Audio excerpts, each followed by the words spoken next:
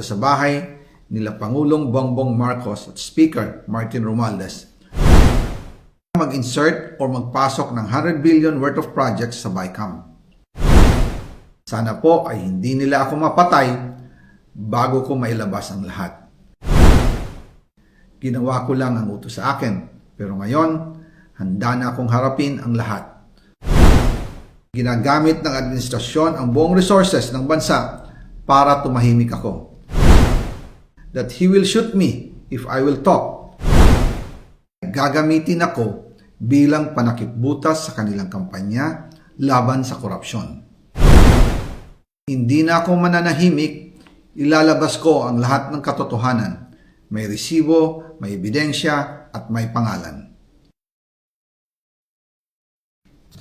Again, I informed the Speaker and asked clearance about the instructions ng Pangulo. At ang sabi niya, wala tayong magagawa. Kaya po nagtataka ako kung bakit sinasabi ni Pangulo na hindi niya makilala ang budget, samantalang lahat na binawas at dinagdag sa mga ahensya ng gobyerno ay humihingi ng approval sa kanya si Sekmina Pangandaman. Bago namin ginawa o tinapos ni Senator Chis Escudero during the BICAM. Sinabi pa ni Sekmina, everything is cleared with the President, basta importante, pasok ang pondo na request ng Pangulo. The following day, sinabi ni Sekmina, approve na si Presidente BBM sa lahat na binawasan na ahensya. Masaya na ang Pangulo dahil naipasok ang gusto niyang 100 billion insertion. Wala pong perang napunta sa akin. Lahat po ng insertion napunta sa ating Pangulo at Speaker Martin Romualdez. Ako lang at ang aking mga tao, sila Paul Estrada, Mark Tiksay, at ang aking mga security ang nag-deliver papunta sa bahay nila Pangulong Bongbong Marcos at Speaker Martin Romualdez sa North Forbes Park, South Forbes Park hanggang sa Malacanang. Yung mga deliveries po ay merong record ang aking mga tao. Totoo po yung sinasabi ni Orly Gutesa na nag-deliver siya sa Forbes Park.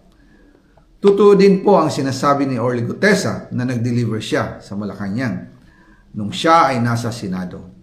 Para mapatunayan ang mga litrato na deliveries ay ilalabas ko po together with this video.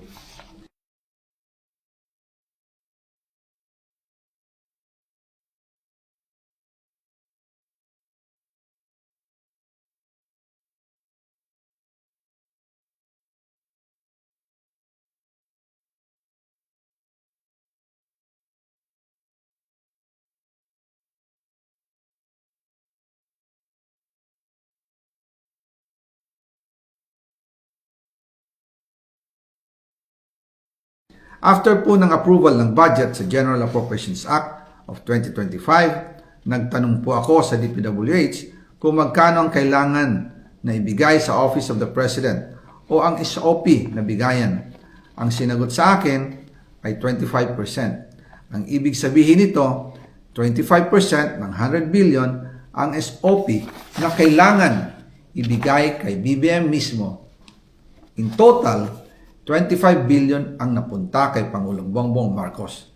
Kaya ngayon ay hinahamon ko si Ombudsman Remulla kung seryoso talaga siya sa mga sinasabi niya sa kanyang press release na idadamay niya pati si Martin Romualdez kung magbibigay ako ng ebidensya.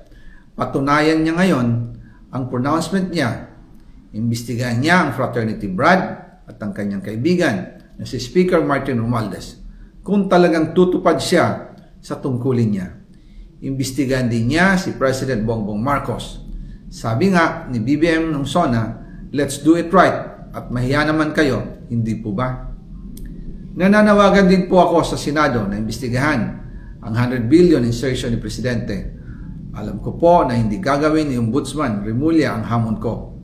Pero magaling ang Senado sa imbestigasyon at ako ay naniniwala na dahil sa kanila, lalabas ang katotohanan.